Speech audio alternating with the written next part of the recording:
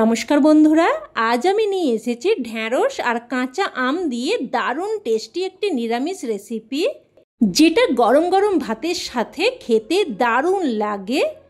আর এটা এতটাই টেস্টি হয় যে ঢ্যাঁড়স খেতে পছন্দ করে না সেও কিন্তু একদম চেটে পুটে খেয়ে নেবে।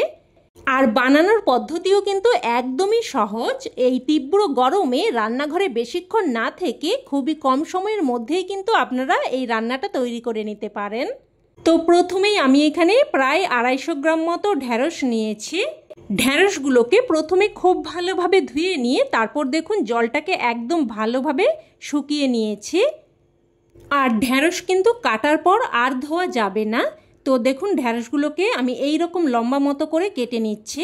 যেগুলো বেশি লম্বা সেগুলোকে 3 টুকরো করে, আর যেগুলো একটু ছোট সেগুলোকে 2 টুকরো করে কেটে নিচ্ছি।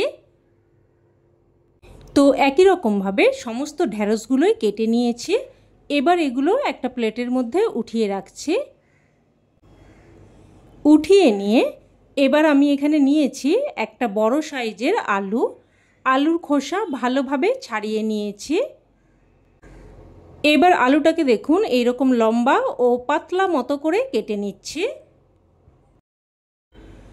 তো আলুটা কেটে নিয়েছি, এবার এগুলো ভালোভাবে ধুয়ে নেব। তো ঢ্যাঁড়স আর আলুটাকে দেখুন রেডি করে নিয়েছি। এবার এখানে নিয়েছি একটা কাঁচা আমের খোসা ভালোভাবে ছাড়িয়ে নিয়ে এইভাবে লম্বা লম্বা টুকরো করে কেটে নিয়েছি। আর আমটাও কেটে ভালোভাবে ধুয়ে নিয়েছি। আর আমি কিন্তু এখানে একটা বেশ বড় সাইজের আমের গোটাটাই নিয়েছি। তবে আম যদি খুবই টক হয় সেক্ষেত্রে কিন্তু আমের পরিমাণটা কিছুটা কমিয়ে দেবেন। এবার গ্যাস অন করে কড়াই বসিয়ে দিয়ে দিয়েছি প্রায় 2 চামচ মতো সরষের তেল। তেলটাকে ভালোভাবে গরম করে নিয়ে এবার এর মধ্যে কেটে ধুয়ে রাখা আলুগুলো দিয়ে দিলাম। আলুগুলো দিয়ে একটু নাড়াচাড়া করে মিশিয়ে নিয়ে এবার একটা ঢাকনা দিয়ে আলুগুলোকে প্রায় 2 থেকে 3 মিনিট মতো প্রথমে ভেজে নেব। তো ঢাকনা দিয়ে আলুগুলোকে প্রায় 2-3 মিনিট মতো ভেজে নিয়েছি। দেখুন আলুগুলো হালকা ভাজা মতো হয়েছে। এবার এই পর্যায়ে কেটে রাখা ঢ্যাঁড়সগুলো দিয়ে দিচ্ছি।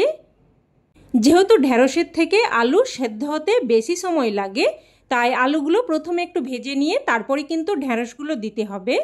তো অল্প একটু লবণ আর অল্প একটু হলুদ গুঁড়ো দিয়ে দিলাম। লবণ আর হলুদ গুঁড়োটা দিয়ে ভালোভাবে মিশিয়ে নেব। মিশিয়ে নিয়ে আবারও একটা ঢাকনা দিয়ে প্রায় 2-3 মিনিট মতো আলু আর ঢ্যাঁড়সকে ভেজে নেব। তো প্রায় 2-3 মিনিট মতো ঢাকনা দিয়ে আলু আর ঢ্যাঁড়সগুলোকে ভেজে নিয়েছি। দেখুন আলু আর ঢ্যাঁড়স কিন্তু বেশ ভাজা মতো হয়েছে। আর এইরকম কিন্তু খুব ভালোভাবে ভেজে নিতে হবে যাতে করে প্রায় 60 থেকে 70% মতো আলু আর ঢ্যাঁড়স সেদ্ধ হয়ে যায়।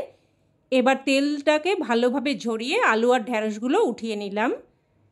এবার ওই তেলের মধ্যে দিয়ে দিলাম 1/2 চামচ মতো কালো সর্ষে আর একটা শুকনো লঙ্কাটাকে 2 টুকরো করে দিয়েছি। এবার ফোড়নটাকে কয়েক সেকেন্ড নাড়াচাড়া করে ভেজে নেব যতক্ষণ না অবধি বেশ একটা সুন্দর ফ্লেভার বেরোতে শুরু করছে। তো ফোড়নটা ভালোভাবে ভেজে নিয়ে এবার এর মধ্যে কেটে ধুয়ে রাখা আম দিয়ে দিলাম স্বাদ অনুযায়ী লবণ আর 1/2 চামচ মতো হলুদ গুঁড়ো। লবণ আর হলুদ গুঁড়োটা দিয়ে ভালোভাবে মিশিয়ে নিয়ে একটা ঢাকনা দিয়ে আমগুলোকে প্রায় 2 মিনিট মতো ভেজে নেব। আর আমি এখানে যে আমটা নিয়েছি এটা একটু সেদ্ধ হতে বেশি সময় লাগে, তাই একটু ঢাকনা দিয়ে আমটাকে আমি ভেজে নিলাম। তো দেখুন আমটাকে কিন্তু বেশ ভাজা ভাজা মতো করে নিয়েছি। তবে আপনারা যদি একদমই কচি আম নেন সেক্ষেত্রে কিন্তু খুব বেশি ভাজার প্রয়োজন নেই। এবার আমি এখানে একটা সিক্রেট উপকরণ যোগ করব। তো দেখুন আমি আগে থেকে ভাত তৈরি করে নিয়েছিলাম। তো ভাতের ফ্যানটা আমি ঝরিয়ে নিয়েছি। এবার এখানে আমি এই 1 বাটি মতো ভাতের ফ্যান বা ভাতের মাড় যাই বলুন না কেন এর মধ্যে দিয়ে দিচ্ছি। আর দিয়ে দেব 1 বাটি গরম জল। তবে ভাতের ফ্যান যদি একদমই পাতলা হয় সেক্ষেত্রে কিন্তু পুরো রান্নাটা ভাতের ফ্যান বা মাড় দিয়েই করতে পারেন। আবার শুধু জল দিয়েও কিন্তু রান্নাটা করতে পারেন। তবে ভাতের ফ্যান দিয়ে রান্নাটা করলে তরকারিটা কিন্তু একটু ঘনও হবে আর খেতেও কিন্তু বেশ অন্যরকম হবে। তো সব কিছু মিশিয়ে নিয়ে ঝোলটা যখন ফুটতে শুরু করবে তখন এর মধ্যে ভেজে রাখা ঢ্যাঁড়স আর আলু দিয়ে দিলাম। আবারও একটু মিশিয়ে নিয়ে এবার একটা ঢাকনা দিয়ে মিডিয়াম ফ্লেমে প্রায় 4 থেকে 5 মিনিট মতো রান্না করে নেব, যাতে আলু আর ঢ্যাঁড়স পুরোপুরি সেদ্ধ হয়ে যায়। এবার এখানে একটা মশলা তৈরি করে নেব। তো নিয়ে নিলাম 1 চামচ মতো সাদা বা হলুদ সর্ষে আর হাফ চামচ মতো কালো সর্ষে।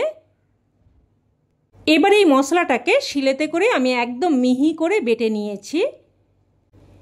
এবার এদিকে প্রায় 4 থেকে 5 মিনিট মতো ঢাকনা দিয়ে রান্না করে নিয়েছি।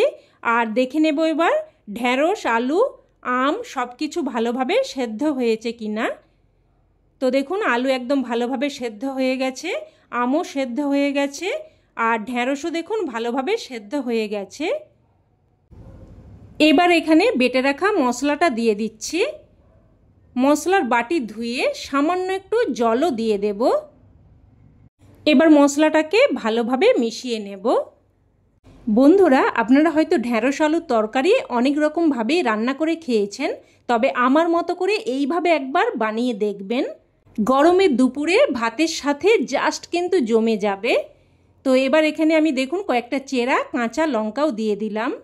এই রান্নাটা খুব কিন্তু বেশি ঝাল হবে না, তবে একটা সুন্দর ফ্লেভারের জন্য কয়েকটা চেরা কাঁচা লঙ্কা দিয়ে দিলাম। এবার ঢাকনা দিয়ে লো টু মিডিয়াম ফ্লেমে জাস্ট কিন্তু 2 থেকে 3 মিনিট মতো রান্না করে নিয়েছি।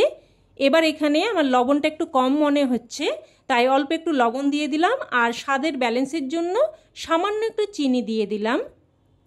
লবণ আর চিনিটা দিয়ে মিশিয়ে নেব। আর সাথে কয়েকটা আম দেখুন খুন্তিতে করে এইভাবে ভেঙে তরকারির সাথে মিশিয়ে নেব, তাতে করে কিন্তু রান্নাটা খেতে বেশ ভালো লাগবে। আর বন্ধুরা, এই সিজনে এই রান্নাটা আপনাদের কাছে কিন্তু একবার হলেও বানানোর অনুরোধ রইল। এবার এখানে সবশেষে দিয়ে দিলাম 1 চামচ মতো কাঁচা সর্ষের তেল। আর সবশেষে এরকম একটু কাঁচা সর্ষের তেল দিয়ে দিলে রান্নাতে কিন্তু একটা বেশ ঝাঁঝালো ফ্লেভার আসবে, আর খেতেও কিন্তু খুবই ভালো লাগবে। তো তেলটা দিয়ে মিশিয়ে নিয়ে এবার গ্যাসের ফ্লেম বন্ধ করে একটা ঢাকনা দিয়ে স্ট্যান্ডিং টাইমে রেখে দিলেই রান্না কিন্তু একদম তৈরি। এবার এটা গরমাগরম ভাতের সাথে পরিবেশন করুন, দেখবেন এক নিমেষে প্লেটের সমস্ত ভাত উধাও হয়ে যাবে। তবে শুধুমাত্র আমার কথাই নয়, অবশ্যই এইভাবে একবার বানিয়ে দেখুন, তারপরেই কিন্তু আমাকে কমেন্টে জানাবেন যে খেয়ে আপনাদের কেমন লাগলো। আর শেষে ছোট্ট একটা অনুরোধ, যদি রেসিপি ভালো লেগে থাকে প্লিজ একটা লাইক দিয়ে দেবেন, আর বন্ধুবান্ধবদের সাথে শেয়ার করে সকল বন্ধুদের এই দারুণ রেসিপিটি দেখার সুযোগ করে দেবেন। আর চ্যানেলের নতুন বন্ধু হয়ে থাকলে চ্যানেলটি অবশ্যই করে সাবস্ক্রাইব করে নেবেন। তো আজ এই অবধি, আবারও অন্য কোনো রেসিপিতে দেখা হবে। ততক্ষণে ভালো থাকবেন, সুস্থ থাকবেন। ধন্যবাদ।